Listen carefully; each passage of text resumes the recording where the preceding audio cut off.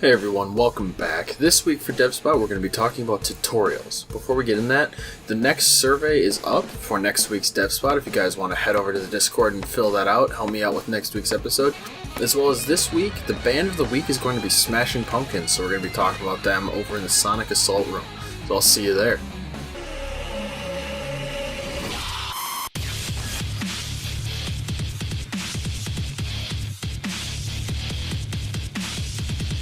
Alright, so first off, this feels really meta doing a tutorial about tutorials. But anyways, before we get talking about what goes into a tutorial, we should probably decide if your game actually needs one. So, in the survey I sent out, I asked people if they felt tutorials are needed or if they felt like they didn't need them. Well, here's how that breakdown went for the 20 responses I did receive. Now, as you can clearly see, not all games need a tutorial. But there are a few people that think that you should really strongly consider it. I was able to reach out to a few people to get their opinions and follow up on some of their responses. For example, I was able to talk to Piku Fighter, who had selected that most games should have a tutorial and he wanted to add this. A tutorial wouldn't be necessary for simple platformers, but having the first stage have signs to tell you about movement or similar doesn't take much effort. A good example they came up with was Dark Souls for this, because instead of interrupting the flow of the game, Dark Souls just had simple signs on the ground that showed what the controls were. The sentiment of tutorials are easy enough to implement was reflected through most of the responses to what makes a good or bad tutorial. Most people agree that a tutorial should be low impact. Many have even said a good tutorial is one you don't even realize you're in, whether this is because it's just another mission or because the controls are worked into the level such that the player learns them naturally. Really depends. Some games that were referenced as good tutorials were Portal. Now Portal was referenced because it basically is just one big tutorial, but since it all feels natural, you don't really notice that you're just in a big tutorial. Another good example was Legend of Zelda Breath of the Wild, and I'm also going to throw Glitch's Trip in as a good tutorial since the first level just had signs in the background to show me what to do that immediately presented me with a relevant obstacle and let me get on with the game. If you guys want to check that out, there are videos up on this channel for that. Now, if you need a tutorial that slows down the player to learn complicated controls, that's fine. Just make sure you're not holding the player's hand for too long. And the biggest responses to this from the survey were please make it skippable and don't make it a text wall. That's going to drive people away right away. I was also able to follow up with Manbeard Games and his perspective on tutorials, and he had this to add. Grew up in the NES, SNES era with games. Games didn't really require tutorials, if at all. Like take Super Mario Bros. For example. You start the game and you just go. There's an instruction manual to show the controls for the game, but nothing in the game. Players learn through experience. You run up to the first Goomba and what? Run into it? You die. Next time you jump on it maybe, and you see it kills it. So you naturally learn as the player the mechanics of the game. Imagine playing Mario for the first time, and as soon as you get a Goomba on screen, the game stops and explains how to jump on them to kill them. Or imagine when you first play, you go through a tutorial stage first, when it pauses to constantly explain things that players can just learn naturally. And this is a big sentiment that was reflected in other responses, is that if it's something that would be obvious for the player to learn naturally, don't stop their gameplay to learn it. Sometimes a harsh lesson is more easy to remember.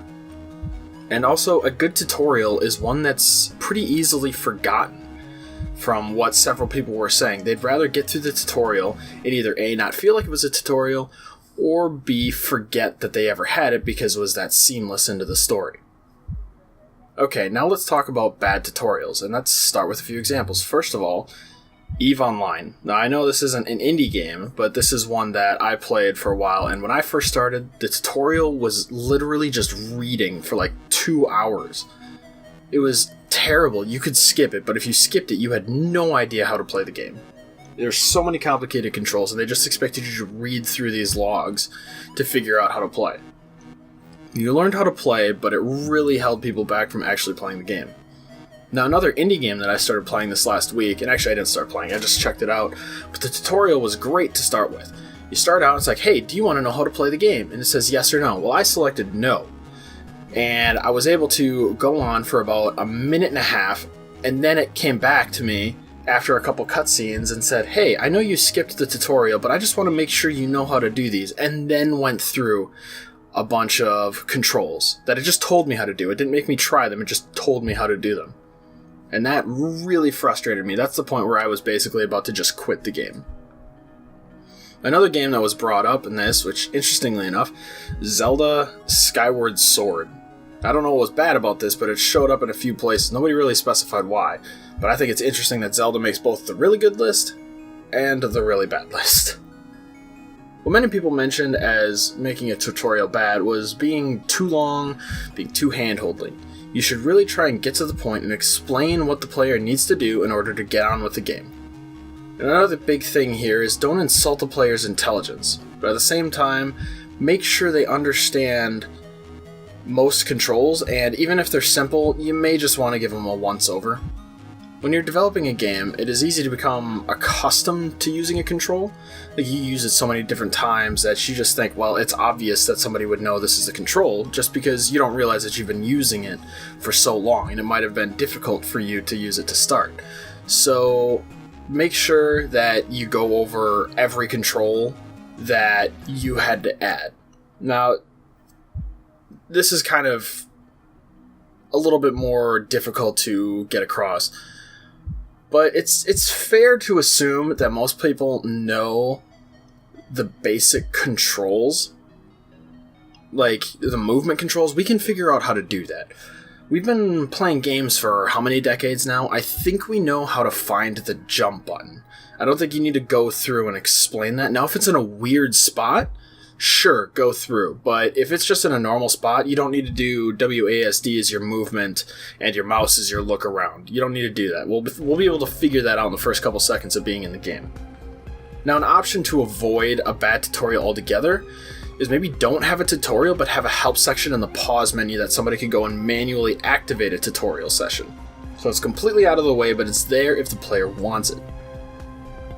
I was able to follow up with a guy named Lost on Discord who wanted to put it this way.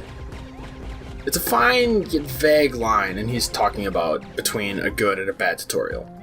You want to show a player what to do so they don't get frustrated by missing controls, but they also don't like it when you hold their hand. So a good tutorial would be one which in a subtle way introduce the player to controls, mechanics, without it being completely forced or going through a list of controls one by one. He also added later, it also really depends on the game.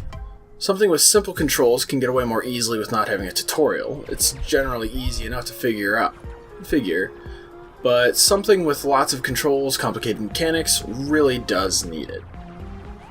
And that's really where I want to leave you off today. I hope with all these bits of information that you could figure out how you want to do your tutorial. Maybe it inspires you to make tutorials a little bit better, or go back and remake the tutorial in one of your games.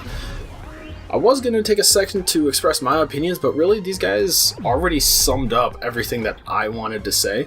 So again, I hope you guys learned something. If you're new here, remember to hit that subscribe button and hang out, or run over to the Discord and let's chat about some stuff. And of course, if you have differing opinions, let me know in the comments below. I'd love to hear them.